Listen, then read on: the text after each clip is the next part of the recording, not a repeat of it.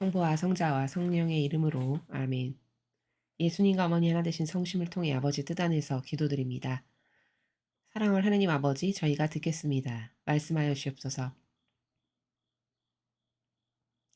또한 아버지께서 말씀하시는 이 계명을 지키자라고 외치는 저희들의 이 운동에 아버지께 속한 많은 영혼들이 더 적극적으로 참여하고 동참하여 1계명을 완성하는 그러한 나라가 될 수 있도록 그러한 아버지의 자녀들이 될 수 있도록 축복하여 주시며 특별히 앞으로 몇 개월 후에 있을 이 나라의 대표를 뽑는 그 선거에서 부디 예수님 어머니의 정신과 모범과 가르침의 속성을 가지고 있는 그리고 아버지께서 선택하기를 원하시는 영혼이 반드시 이 나라의 새로운 지도자가 될 수 있도록 간곡한 갈망의 나라에서 어머니의 전구의 도움을 청원드리며 이 기도를 부원드립니다. 이 모든 기도 우리 주 예수 그리스도의 이름으로 기도드리나이다. 아멘. 성부와 성자와 성령의 이름으로 아멘. 안녕하십니까? 하나님의 뜻 성교의 피아수녀입니다. 오늘도 여러분들과 함께 아버지께서 사랑하시는 자녀들에게 남아있는 소수의 자녀들에게 주시는 아버지의 메시지 여러분들과 함께 학습해 보도록 하겠습니다. 2021년 9월 14일 성십자가 현양 축일입니다. 예수님께서 말씀하십니다. 나는 사람이 된 너희 예수다. 오늘 십자가의 승리를 기념하면서 너희가 십자가에 내맡기면 그 십자가는 승리한다는 사실을 깨달아라. 승리는 내 아버지의 신성한 뜻을 받아들이는 데 있다. 바로 이 내맡김, 의탁이 말로 다할 수 없는 은총들을 지상에 불러들이는 방법이다. 그러나 오늘날에는 현순간에 십자가에 대한 내맡김이 부족하기 때문에 수많은 은총이 낭비되고 있다. 쓰라린 순환과 죽음을 받아들인 내 행위는 영적 세상을 영원히 바꿔놓았다. 뉘우치는 모든 죄인에게는 낙원의 문이 열렸고 내 십자가는 아담과 하하의 원죄를 완전히 없애버렸다. 결코 너희의 십자가 하나하나가 가치가 없다고 생각하지 마라. 너희가 십자가에 내맡긴다면 너희의 십자가는 크든 작든 온 인류를 위해 매우 큰 가치가 있다. 내가 그랬던 것처럼 너희의 십자가를 받아들여라. 십자가는 곧 사랑이다. 주님의 말씀입니다. 사랑할 예수님, 감사합니다.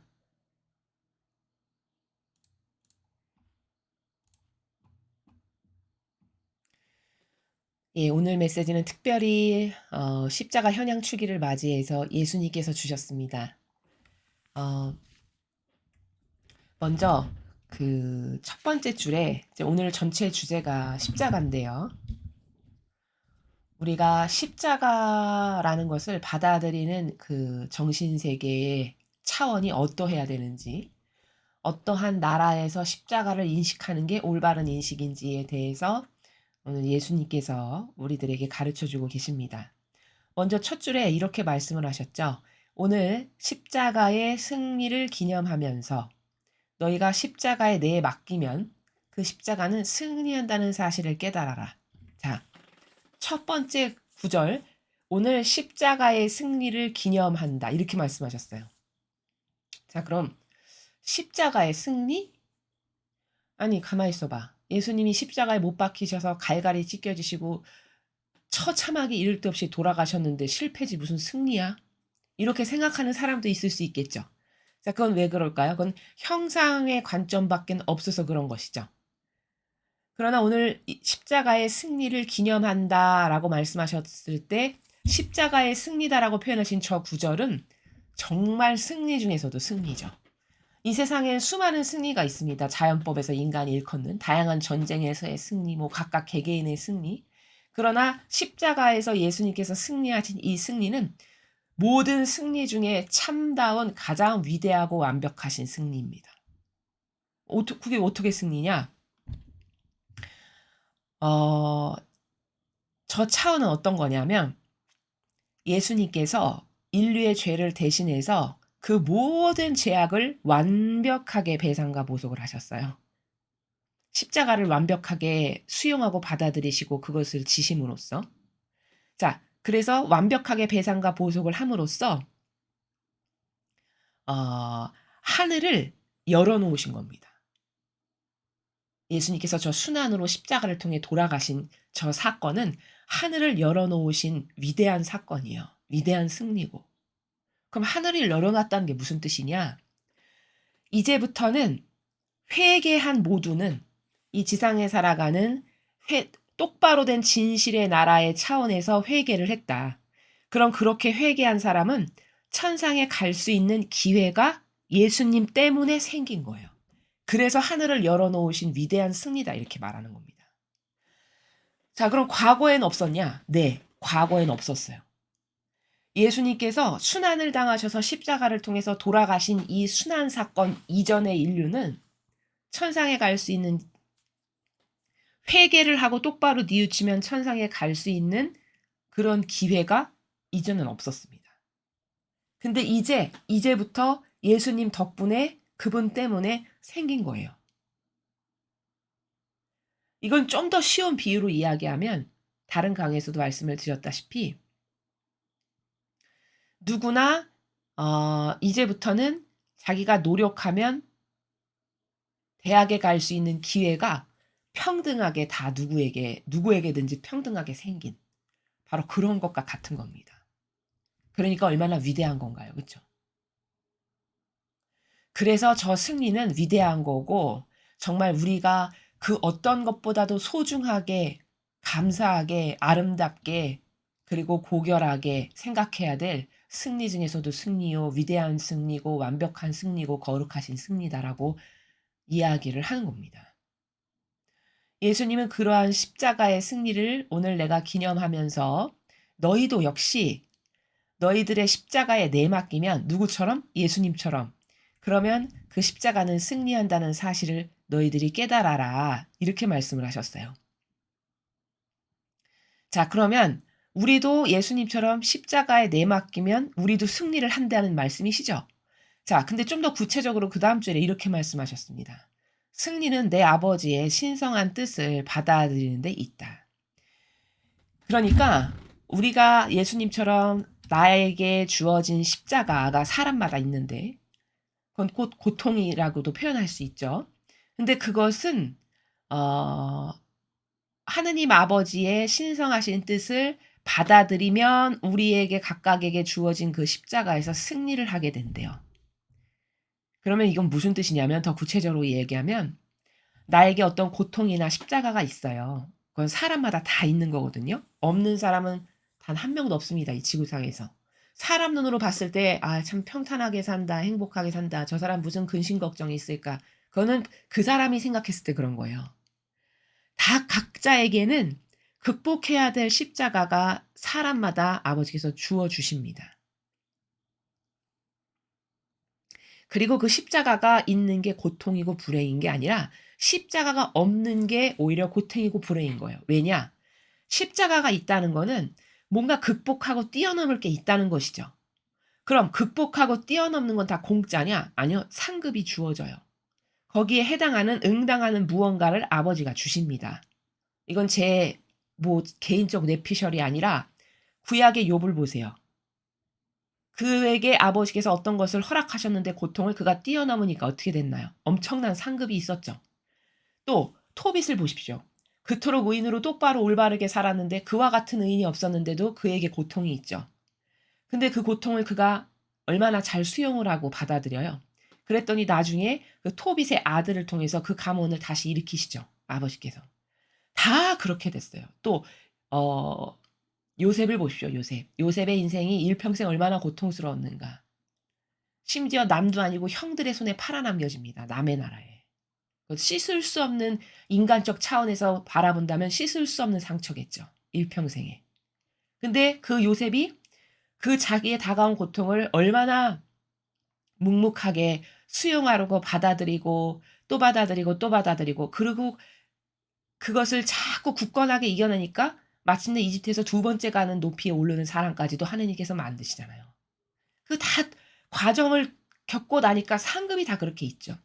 설사 상급이 지상에서 없다. 실망할 필요가 없습니다. 천상에서 다 주어지겠죠. 그렇죠? 왜? 진리의 나라는 공짜가 없는 나라거든요. 고로 오히려 고통이나 십자가가 없으면은 그게 슬퍼야 되는 거예요. 이게 신적 사고방식이라는 건 이렇게 인간적 사고방식하고 다른 겁니다. 근데 대다수의 사람은 고통이 없는 걸 부러워해요. 그쵸? 평탄한 삶을 부러워하고 뭔가 안락하고 편안하고 돈 많고 행복하고 남부러울 거 없이 산다 그러면 '아 좋겠다. 뭐 부럽다. 인생 한평생 되게 편안하게 잘 사는구나.' 오히려 그걸 부러워해요. 그쵸? 부러워해야 될 것은 그것이 아니라 요셉 같은 삶을 부러워해야 되는 거고 토비과 같은 삶을 부러워해야 되는 거고 욥과 같은 삶을 부러워해야 되는 겁니다. 예수님과 성모님과 같은 '아 어떻게 하면 저렇게 살 수 있을까? 진짜 멋있다. 야 진짜 본질의 극치구나.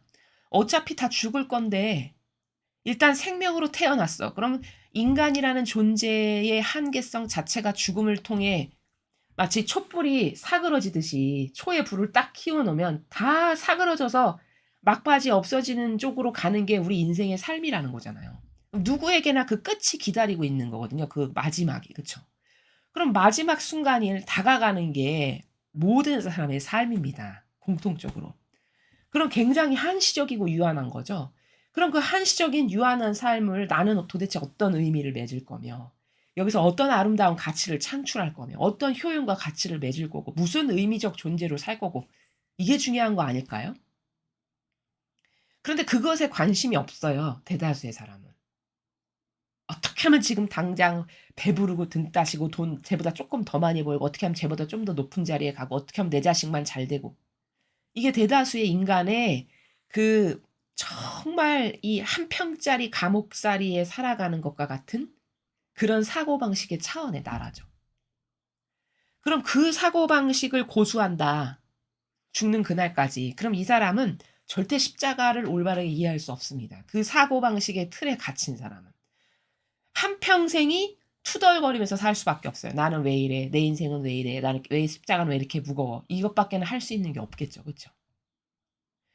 근데 예수님은 오히려 "너희가 십자가에 매맡기면 너희들의 십자가는 승리한다는 거를 꼭 깨달아라." 근데 그 승리는 어떤 승리냐면 "내 아버지의 신성한 뜻을 받아들일 때 너희들이 그 십자가를 통해 승리할 수 있다." 이렇게 가르쳐 주시는 거잖아요.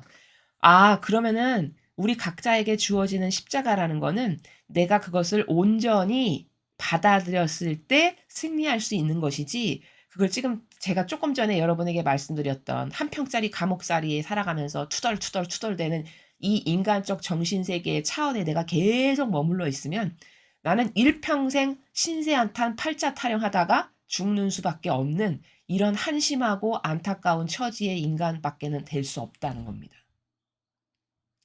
그러면 아버지의 신성한 뜻을 받아들일 때 십자가는 승리할 수 있다는데 아버지의 신성한 뜻을 받아들인다는 게 도대체 무슨 말이야? 더 구체적으로 얘기하면 내 인생에 어떤 굵직굵직한 십자가나 고통이 있어요. 뭐 자잘한 것도 마찬가지고. 그러면 '아 이거는 하느님 아버지께서 모두 허락하신 거야. 나를 사랑하셔서.' 단지 내 차원이 1 차원에 갇혀서 살다 보니까 내 차원의 이 사고방식으로는 이 인간적이고 육적이고 자아의 종으로 살아가는 이 차원으로는 도저히 이해할 수 없을 뿐이야. 최소 이런 신뢰라도 있다. 하느님 아버지에 대한. 최소 이 정도만큼의 믿음이나 신뢰라도 있다. 그래서 받아들이기만이라도 한다. 그러면 그 사람은 그래도 그 십자가를 극복하고 승리할 수 있다라고 지금 가르쳐 주시는 거죠. 그쵸? 바로 이 내맡김, 의탁이 말로 다할 수 없는 은총들을 지상에 불러들이는 방법이다. 자, 저렇게 십자가를 내가 받아들였어. 마음으로 수용을 했어. 그리고 아버지 저는 온전히 아버지께 다 저에게 허락하신 이것을 맡겨 드립니다. 이거 다 필요해서 아버지께서 허락하신 거죠. 그냥 아둔하고 어리석은 제가 이해하지 못할 뿐입니다. 이런 진정성의 나라에서 나에게 주신 고통이나 십자가를 받아들인다. 그러면 이렇게 말씀하세요. 말로 다할 수 없는 은총을 내 영혼에게 그리고 이 지상에 불러들인대요. 그런 의탁이. 놀라운 나라 아닙니까? 그냥 마음 하나 연 거잖아요. 그쵸? 마음 하나 활짝 열어서 받아들인 거잖아요. 받아들여서 아버지께 맡겨드리는 거잖아요. 의탁하고. 그거 그렇게 돈 드는 것도 아니고 막 큰 바위를 옮겨야 되는 것도 아니고 그냥 마음 하나에 요만큼의 백지장 한 장 차이라는 거죠. 그런데 그 백지장 하나의 차이가 그렇게 하느냐에 안 하느냐의 차이는 결과론적으로 봤을 땐 엄청난 차이라는 거예요. 그렇게 해서 아버지께서 허락하신 거니까 나 모든 걸 받아들여야지 해서 진짜 받아들이는 사람은 말로 다 할 수 없는, 여기 보이시죠 여러분? 말로 다 할 수 없는 은총이라고 하셨어요. 그럼 어마어마한 은총이라는 뜻이죠. 다시 재해석을 하면 어마어마한 은총을 이 지상에 끌어들인대요. 그러한 마음가짐의 진정성의 나라만 가져도. 이해가 되시죠? 그래서 이 내맡김, 의탁이라는 단어는 여러분이 일상생활에서 이 사실적으로 어떠한 구현을 하실 수 있는 거냐면 이런 겁니다. 아버지의 신성하신 뜻이 저의 내적이고 외적인 모든 것의 주체가 되어주세요. 이 기도를 밥 먹듯이 되풀이하고 되뇌일 줄 아는 이런 사람. 사실적으로 그게 형식적인 게 아니라 마음에서 우러나와서 진실성의 나라에서 이게 바로 내맡김의 의탁의 정신이에요. 다시 말씀드리면 아버지의 신성하신 뜻이 저의 내적이고 외적인 모든 것의 주체가 되어 주십시오. 저희들은 이런 기도를 수시로 합니다. 내적이고 외적이라는 건 뭘까? 나의 전부죠. 내적인, 안에 내면적인, 외적인 나의 형상에 관련된, 그럼 이 내적이고 외적인 거에 다속하는 거죠. 나라는 존재는. 그러니까 나라는 존재 자체를 내적이고 외적인 거라고 표현한 것뿐이에요. 아버지의 신성하신 뜻이 저의 내적이고 외적인 모든 것의 주체가 되어 주십시오. 이러면 저는 아버지께 그냥 올인, 몰빵으로 다 맡겨드립니다. 이 말씀을 내가 수시로 아버지께 드리는 것. 이게 바로 지금 내맡김, 의탁이라고 예수님께서 말씀하시는 정신세계의 나라가 바로 이런 겁니다. 여러분도 평상시에 그것이 잘 안 되시면 제가 지금 가르쳐드린 이 기도를 수시로 반복하십시오. 진정성의 나라에서 진짜 그렇게 되고 싶은가 성찰해 보시고 진짜 아버지의 신성하신 뜻만이 전부라고 여기는가 내가 과연 진짜 전부라고 여겨. 그러면 그때부터는 제가 좀 전에 말씀드린 기도를 반복해서 그 마음의 나라가 나의 정신세계가 되게끔. 이렇게 하시면 이것의 많은 효용과 가치와 은총을 여러분이 발견하실 수도 있고 체험하실 수도 있고 그렇게 됩니다. 자, 이렇게 말씀을 하셨고요. 그러나 오늘날에는 현순간에 십자가에 대한 내맡김이 부족하기 때문에 수많은 은총이 낭비되고 있다. 자, 내맡김은 지금 앞에서 설명드렸죠.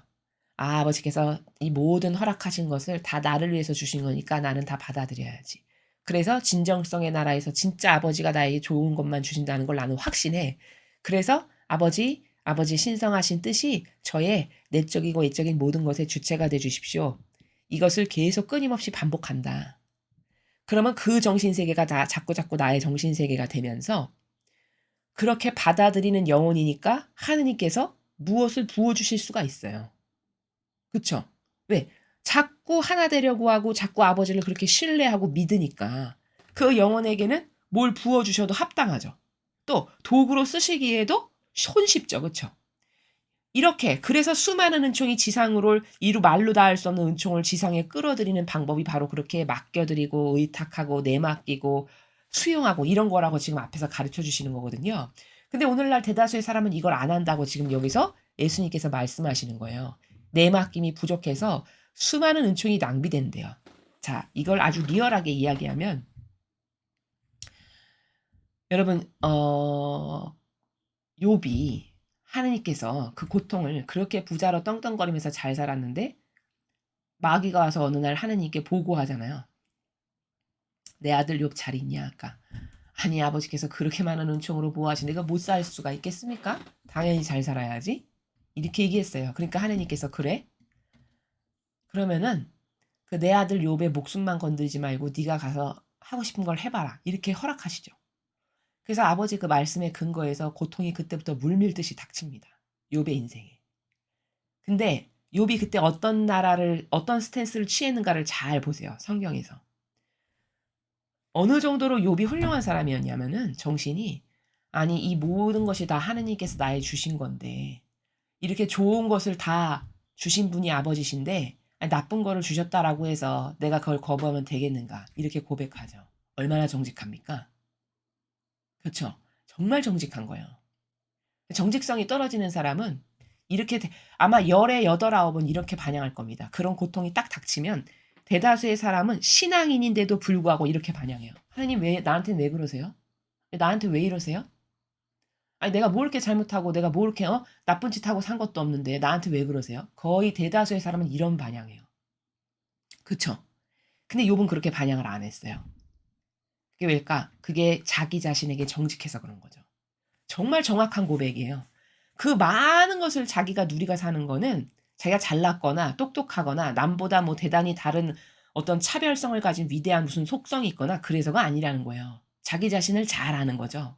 아니 허무에서 왔고 죽으면 허무로 갈 거고 맨몸으로 왔다 맨몸으로 갈 상황이고 그럼 이 세상에서 내가 누리는 모든 것은 아버지께서 나에게 다 선물로 주신 건데 그럼 그게 원래는 다 아버지 건데 그럼 아버지가 주실 때 좋은 거를 주실 수도 있고 나쁜 걸 주실 수도 있지. 주시는 분의 마음이니까. 여태까지 내가 받은 건 좋은 거를 받은 거지. 근데 아버지께서 이제는 좀 나쁜 거를 주시네? 아니, 그렇다고 해서 나쁜 거를 주신다라 해서 어떻게 나한테 이럴 수가 있어요? 이런다면 이건 정직하지가 않다라고 욥이 생각하는 차원의 정신세계에서 살았던 거죠. 그러니까 그렇게 고백을 할 수가 있는 거예요. 그리고선 그걸 묵묵히 꿋꿋하게 이겨내죠. 수용하고 받아들이고. 이러니까 어떻게 되든가요? 아까 앞에서 말씀하셨잖아요. 아버지께서 여기서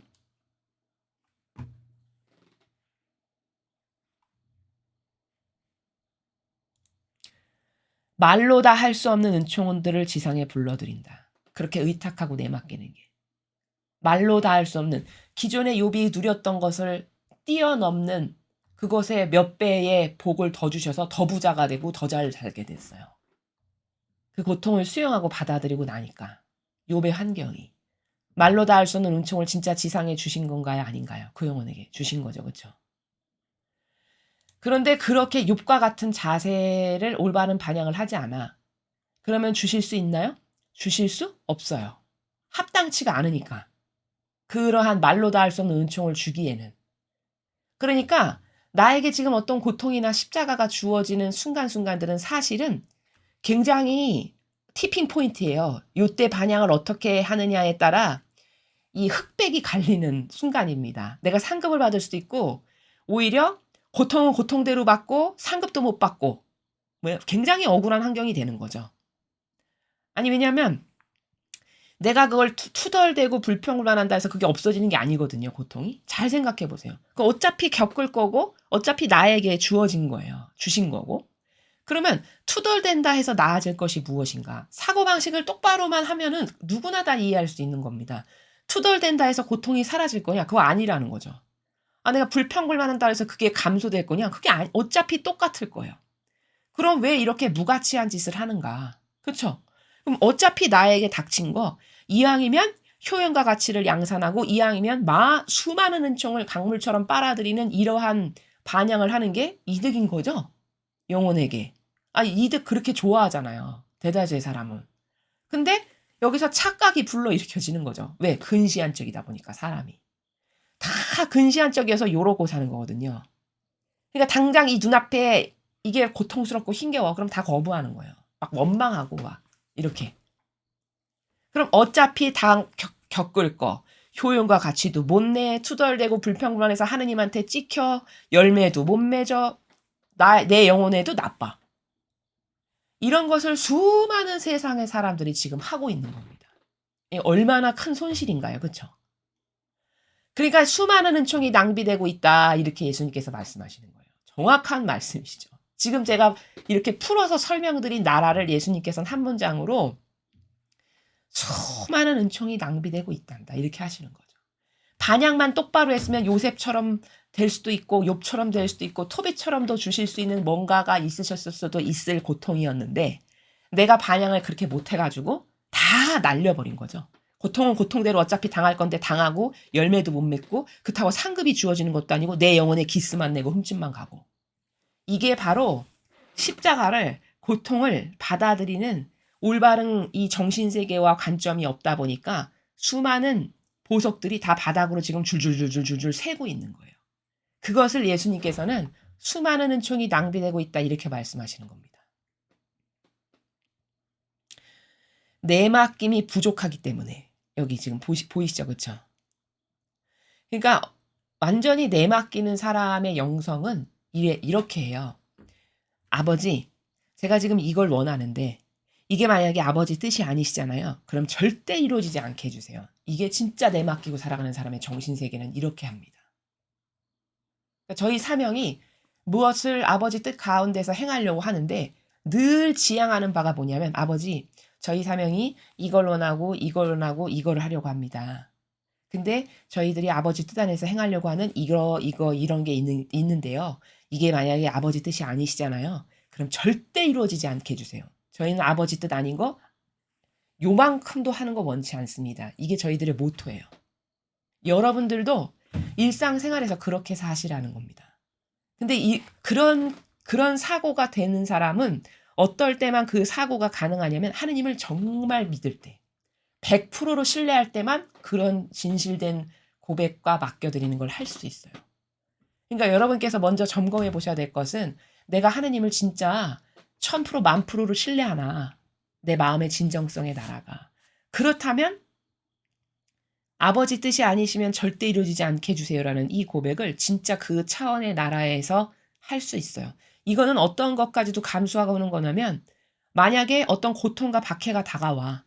그래도 저희는 좋습니다. 그게 만약 아버지 뜻이면 저희는 다 받아들입니다. 이 차원의 나라예요. 그러니 이건 얼마나 믿고 하나 되는 관계인가요? 그렇죠? 그 자기가 하느님을 얼마나 믿고 하나 되느냐의 차원에 따라서 기도의 질이나 이 영성의 수준은 이 천차만별로 다 달라질 수 있습니다.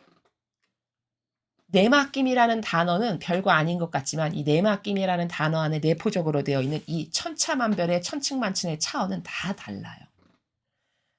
가장 탑을 찍은 예수님의 차원의 내맡김이 바로 아버지 원하시는 게 내가 원하는 거. 아버지가 인류를 구원하기 원하셔. 그럼 내가 목숨을 바쳐서라도 아버지 원하시는 게 아버지가 곧 나니까 내가 해야지. 이렇게 해서 자원에서 그 십자가를 끌어안으신 거예요.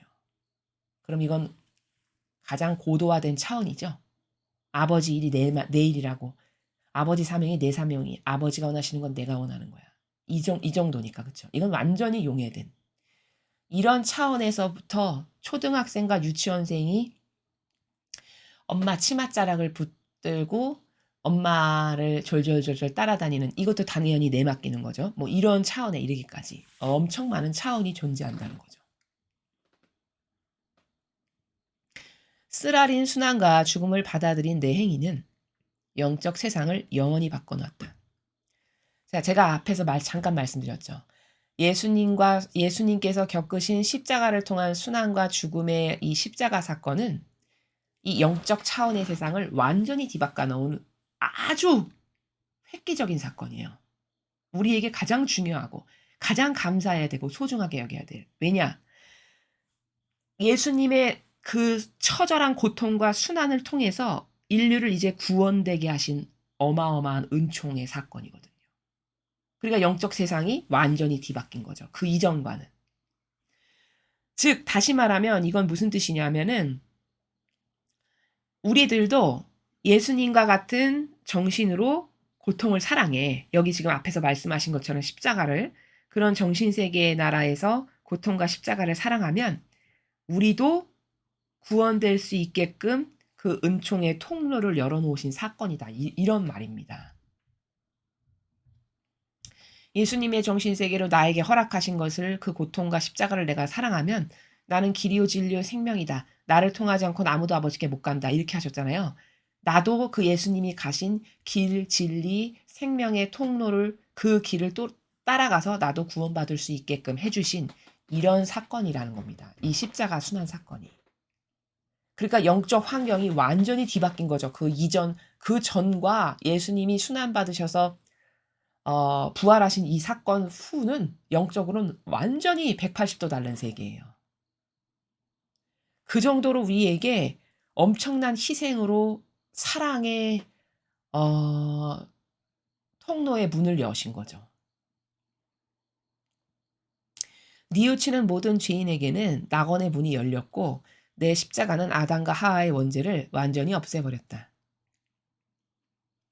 자, 그래서 예수님의 이 십자가 순환 사건 이후로 진정성의 나라에서 회개하고 뉘우쳐 자신의 죄를, 그런 사람에게는 이제 낙원의 문, 천상의 문이 열렸다는 거예요. 아까 앞에서도 설명을 드렸죠. 그렇죠? 그리고 예수님께서 철저하게 배상과 보속하신 이 십자가는 아담과 하와의 원죄를 완전히 없애버렸다. 자, 이거는 무슨 뜻이냐면은 이런 겁니다. 세례를 받았어요. 예를 들어. 그러면 세례 받았으면 일단 원죄는 용서받은 겁니다. 세례 받았다. 그럼 원죄는 용서받은 거예요. 자, 근데 여기서 이해를 잘 하셔야 되는 게, 자, 그러면 세례 받았으면 원죄 용서받았다. 그러니까 천국 가는 거냐? 그렇지 않다는 거예요. 세례 받았으면 나의 원죄는 용서받았지만 내가 세례 받았는데 아버지의 뜻을 가로막는 세력의 제도와 전통에 하나 되고 맹종하고 동조하고 협력해. 그러면 이러한 영혼은 갈 곳이 어딘가? 그 내가 맹종한 세력이 가는 곳, 지옥에 가겠죠. 그렇죠? 아버지의 뜻을 가로막았으면 그럼 나도 따라서 같이 지옥에 가야 되는 거예요. 아무리 세례 받아서 원죄는 용서받았어도. 그러나 내가 세례 받아서 원죄는 용서받았는데 그 이후에도 내가 어떤 공로를 쌓고 하느님의 뜻을 이루었고 또 아버지의 뜻을 이루는 세력과 하나 되고 협력하고 기타 등등 이런 희생의 봉헌이 많다. 그러면 이 사람은 그냥 단순히 구원받는 차원의 나라를 뛰어넘는 더 높은 차원의, 더 예수님과 어머니께서 살아가시는 그 가까운 나라에 가게 되겠죠. 그렇죠? 그러니까 이러한 오해가 있어요. 신자분들께서는 세례 받았어. 지옥은 안 가겠지. 그는 천만의 만만의 말씀이에요. 그건 엄청난 오해입니다. 어디에서 성경에서 그 근거를 찾아볼 수 있냐면요. 네가 주님 주님 한다고 해서 다 나에게 오는 거 아니다. 아버지 뜻을 행한 자야 행해야만 나에게 온다. 이렇게 말씀하셨어요. 그렇죠? 그러면 아버지 뜻을 행한다는 건 뭡니까? 아버지 뜻을 행하는 세력과 하나 돼서 협력하고 동조하든가 아니면 내가 아버지의 뜻을 주도적으로 행하든가 뭔가 이런 어떤 열매나 공로가 있어야 된다는 말씀이시잖아요. 또 이런 말씀도 하시죠. 아니 저를 모르신다는 말입니까? 제가 못도 하고 주님의 일을 이렇게도 하고 이렇게도 하고 이렇게도 했는데 나는 너를 모른다. 아버지 뜻을 행한 자라야만은 천국에 간다. 그 말씀에 포함되어 있는 일련의 나라를 보면은 거기 주님 주님 한다고 해서 다 나에게 오는 게 아니다. 이 말씀의 내포적 뜻은 뭡니까? 주님 주님이라고 부른다는 건 하느님을 안다는 말이잖아요. 그렇죠? 아버지를 아는 사람이라는 거예요. 그러면 신자거나 혹은 아버지의 뜻을 행하는 주님의 일꾼이거나 이렇게 아버지 모르고 살아가는 세상 사람이 아니라 그런데도 불구하고 못 간대요. 이름만 부른다고 해서 가는 게 아니라고 분명히 말씀하셨어요. 그러면 세례 받았으면은 하느님의 자녀야. 그냥 난 하느님의 자녀니까 천국에 가겠네. 이거는 그 성경의 말씀과 반하는 거잖아요. 그러니까 올바른 성경에 이렇게 다 나와 있는데 올바르게 성경에 나오는 진리에 근거한 어떤 질서 의식이 여기 없다 보니까 잘못 이해를 하고 있는 것이죠. 그러니까 여기서 내 십자가는 아담과 하와의 원죄를 완전히 없애버렸다는 것은 어떤 나라냐면은 예를 들어 세례를 받았다면 원죄는 용서를 받은 거예요. 그 세례를 받음으로써. 근데 내가 세례 받아서 원죄를 용서받았다 해서 내가 직방으로 바로 지금 천상에 가냐, 죽었을 때 천상에 가냐, 그건 아니라는 거예요. 내가 지금부터 죽을 때까지 매일매일 행하는 다양한 일들이 있잖아요. 근데 그 행하는 다양한 일들이 과연 무슨 열매를 맺었느냐에 따라서 그것은 케이스 바이 케이스가 될 수 있다는 말씀을 드리는 거예요. 그럼 어떤 케이스는 아무리 세례받아서 열심히 신앙생활을 한다 했지만 사실은 아버지의 뜻을 가로막는 이교도의 악의 세력과 열심히 하나 되고 동조하고 협력했다. 그러면은 계시록에 이마에 손등에 표 받고 다 지옥의 불구덩이에 집어던져진다고 했잖아요. 그 세력과 하나 됐으니까 나도 그 세력이 가는 지옥의 나라에 같이 갈 수밖에 없는 게 내 영적인 운명이라는 겁니다. 그러나 내가 아버지 뜻을 행하는 세력과 하나 됐어. 그럼 오히려 이렇게 말씀하시잖아요. 네가 아버지 일꾼이라고 해서 물 한 잔이라도 떠줬다. 그러면 그가 받을 상급을 결코 잃지 않을 것이다. 이 말이 똑같은 관점이죠. 네가 진짜 하느님의 일꾼하고 하나 됐으면 겨우 물 한 잔 떠줬는데도, 그쵸? 물 한 잔 떠줬는데도 그 물 한 잔 떠준 거에 상응하는 상급이 있을 거라는 말씀이죠.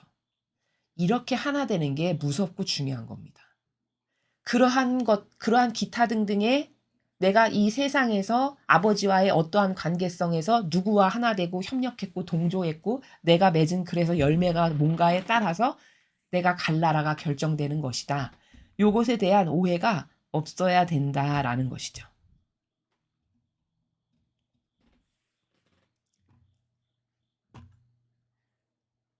자, 그 다음. 결코 너희의 십자가 하나하나가 가치가 없다고 생각하지 마라. 너희가 십자가에 내맡긴다면 너희 십자가는 크든 작든 온 인류를 위해 매우 큰 가치가 있다. 자, 우리들 각자의 영혼마다 하나하나에게 허락하신 십자가들이 있는데 그건 가치가 없다고 생각하지 마라. 왜냐하면 우리 각각의 개개인에게 허락하신 그 고통을 앞에서 말씀하신 바와 같이 내어 맡기고 완전히 수용해. 아버지께서 다 이게 나에게 사랑으로 허락하신 거니까 내가 받아들여야지 해서 수용하고 아버지 제가 다 이 모든 것을 받아들이고요. 아버지께 또 다 맡겨드립니다. 그저 이 모든 허락하신 과정을 통해서 아버지 뜻만을 이루세요. 이게 내맡기는 자의 자세죠. 그렇게 산다면 그 십자가가 사람 눈으로 봤을 때 아무리 작건 크건 그것은 인간적 차원에서 봤을 때나 그런 것이지 그것을 극복하고 수용하고 받아들이는 자세와 정신이 온 인류를 위해 큰 가치가 있게끔 이 정도까지로도 쓰여진대요. 자, 그러면은 이게 이해가 되려면 이런 거예요. 이렇게 십자가가 우리의 인생에서 굉장히 중요한 거고 소중한 건데 이러한 십자가의 의미를 올바르게 깨달은 사람은 예를 들면은 단편적 예를 하나 들면은 자식 교육도 올바르게 합니다. 그래서 자식에게 좋은 영향력을 끼쳐서 자식도 똑바로 된 사람이 되고 그 자식이 또 후대의 자식도 자기가 배운 이 신적 질서에 근거해서 자식 교육을 시키면 또 훌륭한 자식이 되고 이게 바로 뭐예요? 선익을 끼치는 거고 매우 큰 가치가 있는 열매를 맺는 거죠. 일개 개인을 통해서 보면은 그렇다는 거예요. 그래서 우리가 우리 각자에게 주어 주시는 아버지가 주시는 고통과 십자가를 어떠한 나라에서 받아들이고 그것의 효용과 가치와 많은 열매를 맺을까는 막 큰 바위를 들어야 되는 것도 아니고 막 땀을 삐질삐질 흘려야 되는 것도 아니고 마음의 나라 하나를 올바르게 정립하느냐 못하느냐의 차이밖에 없어요. 그래서 백지장 한 장 차이라고 제가 말씀을 드리는 거예요. 그러냐에 따라서 그 열매적 결과는 천차만별로 다 달라질 수 있다라는 것이거든요.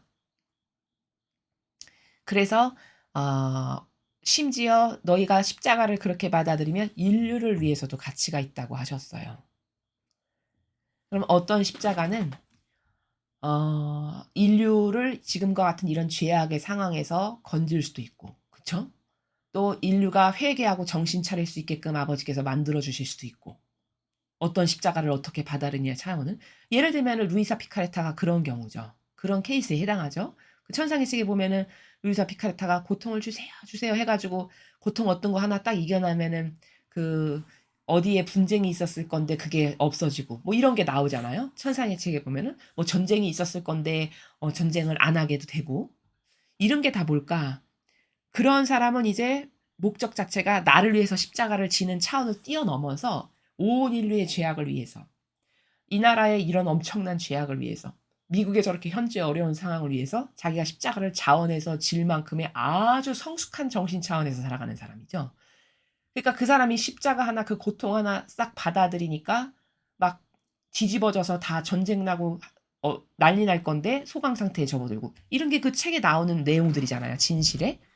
이게 바로 인류를 위해서 가치가 있다라고 말씀하시는 나라는 이런 것의 차원에 이르기까지. 그리고 작게는 내가 부모인데 부모가 십자가의 가치를 똑바로 이해해서 깨달아서 몸소 살고 자식에게 그런 정신세계에서 교육을 시킨다, 똑바로. 제가 엊그저께 메시지에서 말씀을 드렸잖아요. 고통은 보이지 않는 곳에 있다. 은총은 보이지 않는 곳에 있다. 설명드렸죠. 그러니까 십자가를 사랑하는 사람은 자식에게도 그 효용과 가치가 얼마나 중요한 건지를 아는 사람은 내 자녀에게도 십자가를 계속 줍니다. 고통을 계속 줘요. 그게 하느님의 방식으로 교육하는 방법입니다. 무슨 말이냐? 내 자녀가 이겨낼 수 있을 만큼의 고통을 끊임없이 계속 주는 겁니다. 부모가. 그럼 미워서 너 좀 죽어봐라 이렇게 주는 거가 아니죠. 그건 진짜 본질적으로 사랑할 때만 할 수 있는 훈육 방법이에요. 왜냐? 그 고통을 자식이 계속 이겨내면 이 사람 어떻게 될까요? 굉장히 성숙한 사람이 되겠죠. 인격이. 정신세계도 성숙해, 인격도 훌륭해. 그렇게 고통으로부터 단련받았으니까 인내심도 있어, 끈기도 있어. 그러니까 남을 배려하는 이 마음의 크기도 넉넉하고 넓어. 그래서 모든 사람으로도 존경받고 사랑받고 이런 사람으로 자랄까요? 안 그럴까요? 그렇게 된다는 것이죠. 그래서 이 자연법에서도 그런 말이 있죠. 고기를 잡아서 주지 말고 고기 잡는 법을 가르쳐라. 이런 말 들어보셨죠? 그 같은 관점이잖아요. 그렇죠? 아니, 고기 지금 당장 잡아서 먹이는 거는 병든 자비를 계속 주는 거예요. 부모님이. 요즘에 자식 한두 명밖에 안 낳지 않습니까? 그러니까 다 자기 자식은 귀하고 이뻐요.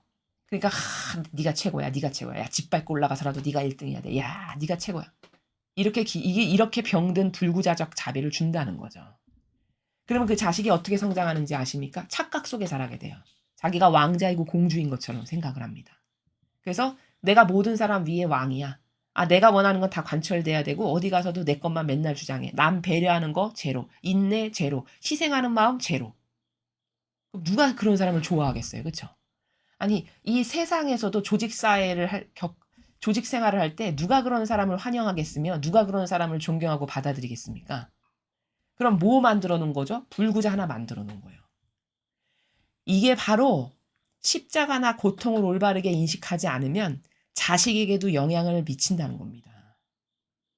그러나 십자가나 고통이 얼마나 좋은 건가, 이게 효용과 가치가 어마어마하다라는 것을 올바르게 아는 부모님은 자식도 그렇게 안 기르신다는 거죠. 계속 고통을 줘요. 이겨낼 수 있을 만큼, 죽지 않을 만큼 주는 겁니다. 그러면 또 이겨내고 요만큼 잘하고 그 자식의 정신세계가 이겨내고 또 요만큼 잘하고 이렇게 해서 계속 정신세계가 깊어지고 넓어지겠죠. 그러면 훌륭한 영혼이 될 수밖에 없습니다. 유산을 남겨줘야 될 것이 아니라 이런 정신세계를 물려줘야 돼요. 그 가문을 훌륭한 가문으로 존속해야 하려면 정신세계를 물려주는 게 최고입니다. 그럼 정신세계를 어디 가서 배울까요? 세상에 무슨 철학가? 병든 이상한 뇌까리는 자신만의 어떤 논리적 재해석의 나라에 가서 배울까요? 그건 다 마귀가 인간의 병든 어떤 기호 하나를 탁탁 건드려가지고 맞는 것처럼 들릴지 모르겠으나 거기에는 참된 진실과 사실이 없습니다. 오로지 정신세계는 완벽한 참된 진실과 사실이라는 차원에서 살아가셨고 몸소 모범을 보이셨고 그걸로 위대한 효용과 가치를 수없이 많이 열매를 맺으신 예수님과 어머니께만 있어요.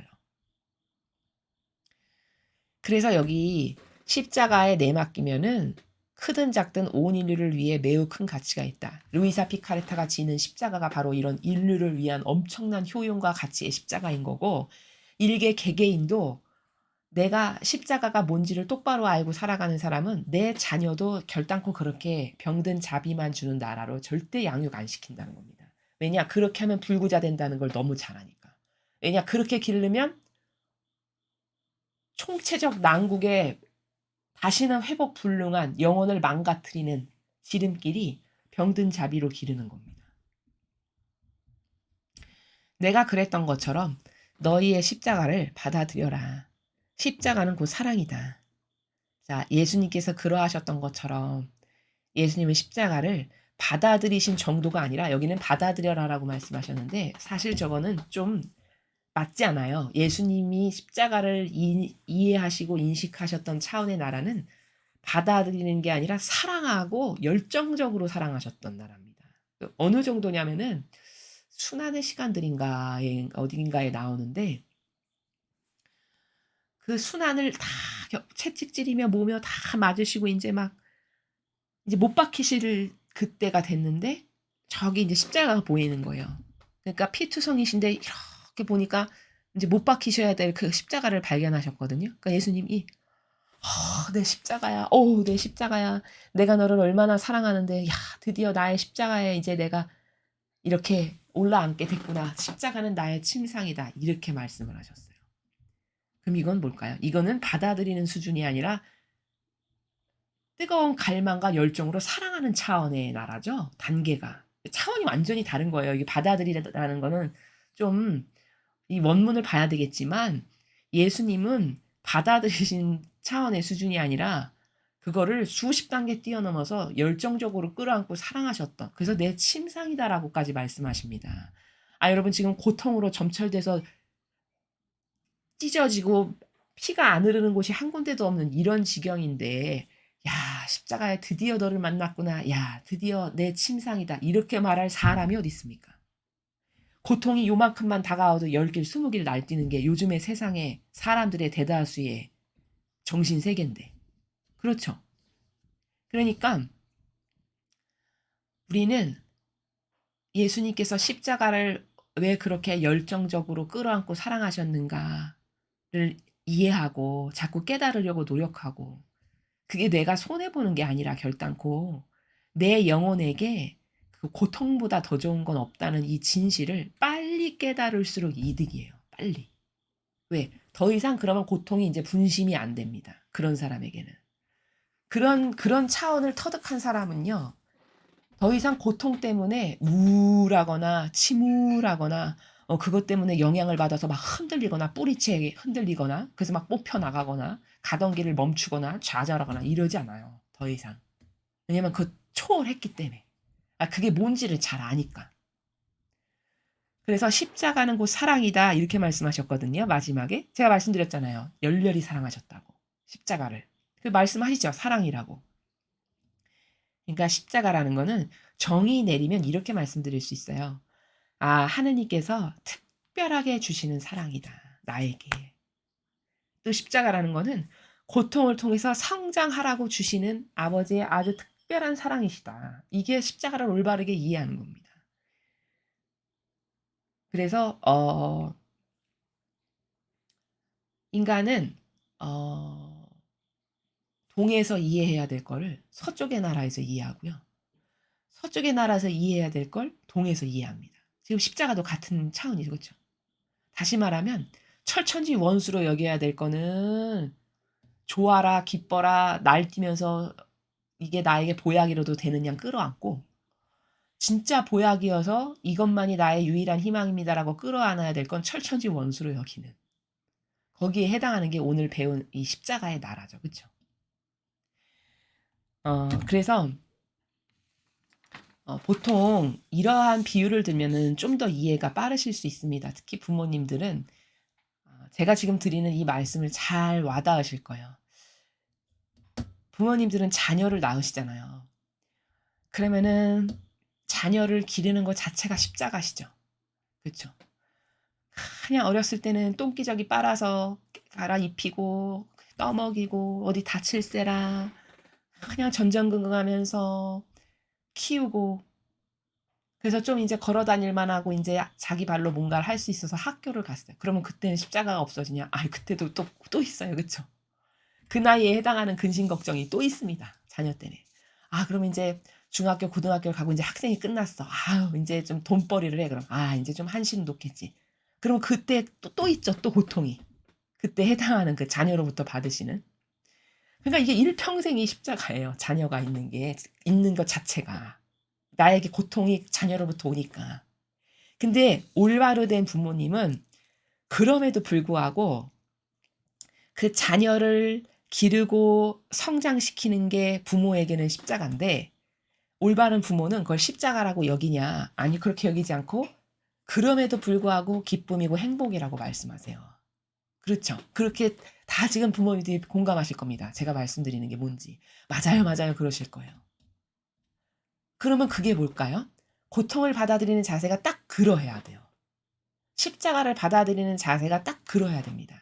자녀 기르는 거 태어나서부터 그 자녀가 성장해서 내가 죽기 직전까지 자녀가 나의 십자가입니다. 그 아이를 올바르게 잘 양육해서 기르고 성장시키고 자기 밥벌이 하게 해서 자기 앞가림을 해서 출가도 시키고 이런 일련의 모든 과정이 다 나의 십자가예요. 부모님 입장에서는. 근데 그렇다고 해서 그 십자가 아우 지겨워 지긋지긋해 이 바득바득하냐 그런 부모님 안 계실 겁니다. 그래도 그렇게 한평생 힘들게 길렀지만 그래도 우리 애 우리 애가 저의 전부예요. 이렇게 말씀하실 거라는 거예요. 그러면 이게 뭘까요? 그건 왜 가능한 겁니까? 그거를 사랑으로 받아들였기 때문이죠. 나의 마음 안에 그 자녀를 힘들지만 고통스럽지만 사랑으로 받아들이고 수용하고 그 내 자식이니까라고 하는 그 의미 하나 때문에 모든 것을 다 수용하고 사랑하려고 노력하시기 때문에 고통이지만 그걸 잘 극복하시고 그거를 열매 맺게 하시는 거잖아요. 십자가가 딱 그런 관점의 차원의 나라에서 여러분이 인식하셔야 그 자신에게 있는 십자가에 대한 오해가 없다는 겁니다. 그래서 십자가는 아버지의 뜻이 허락하신 것을 사랑으로 받아들여서 내가 자녀를 아버지의 뜻이 주셔서 사랑으로 받아들여서 양육시키듯이 그 십자가를 아버지의 뜻이 허락하신 것을 사랑으로 받아들여서 거기서 선익을 창출하고 승리를 이루어내는 것. 이게 십자가를 올바로 받아들여서 살아가는 사람이 맺는 열매가 돼야 되고 결과가 돼야 된다라는 것이 오늘 이 전체 말씀을 통틀어서 여러분에게 드리고자 하는 어떤 핵심적 메시지입니다. 그래서 우리의 일상생활 하나하나에서 우리가 겪을 수밖에 없는 그런 다양한 십자가가 있는데 그 다양한 십자가들을 오늘 가르쳐 주신 이 차원의 나라에서 이제 오해가 없이 여러분께서 오해 없이 올바르게 인식을 하셔서 여러분 각자에게 맞게끔 주신 그 십자가로부터 많은 선익과 승리와 유익을 창출하시는 그런 여러분들이 되시기를 아버지 뜻 안에서 저도 축복합니다. 이상으로 2021년 9월 14일 성십자가 현양 축일 메시지 해설을 마치겠습니다. 감사합니다.